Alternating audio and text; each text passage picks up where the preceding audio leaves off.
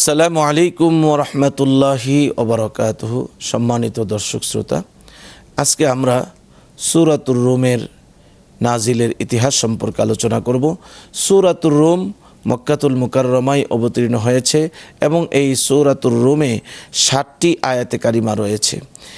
এই সূরা নাজিলের প্রেক্ষাপট সম্পর্কে, অর্থাৎ এই সূরার প্রারম্ভিক সূচনায় যে আয়াতে কারিমাগুলো রয়েছে এর প্রেক্ষাপট সম্পর্কে তাফসীরের কিতাবের মধ্যে এসেছে। সাহাবায়ে কেরাম মদিনায় হিজরতের আগে মক্কায় থাকা অবস্থায় মক্কার মুশরিকরা মুসলমানদের সাথে এই বিষয়ে বিতর্ক করত যে পারস্যবাসী রোমবাসীর উপর বিজয় লাভ করেছে। পারস্যবাসী ছিল মূর্তি পূজারী আর রোমবাসী ছিল কিতাবদারী, অর্থাৎ আহলি কিতাব। এর দ্বারা এটা তারা বোঝাতে চেয়েছিল যে তোমরা যে বলো তোমরা কিতাব দিয়ে বিজয় লাভ করবে, কই তোমরা তো দেখছি তোমাদের কিতাবধারীরা পরাজয় বরণ করেছে। তো পারস্যরা যেইভাবে রোমকদেরকে পরাজিত করেছে আমরাও তোমাদেরকে পরাজিত করব।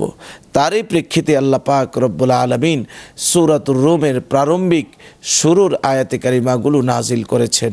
আল্লাহ তাআলা আমাদেরকে এই বিষয়টুকু বোঝার তৌফিক দান করুন। আস্থা, নিরাপত্তা ও প্রগতির সাথে প্রযুক্তির সমন্বয়ে গ্রাহকদের সর্বোচ্চ মানের ব্যাংকিং সেবা প্রদানই কমিউনিটি ব্যাংকের লক্ষ্য। কমিউনিটি ব্যাংক, সবার ব্যাংক।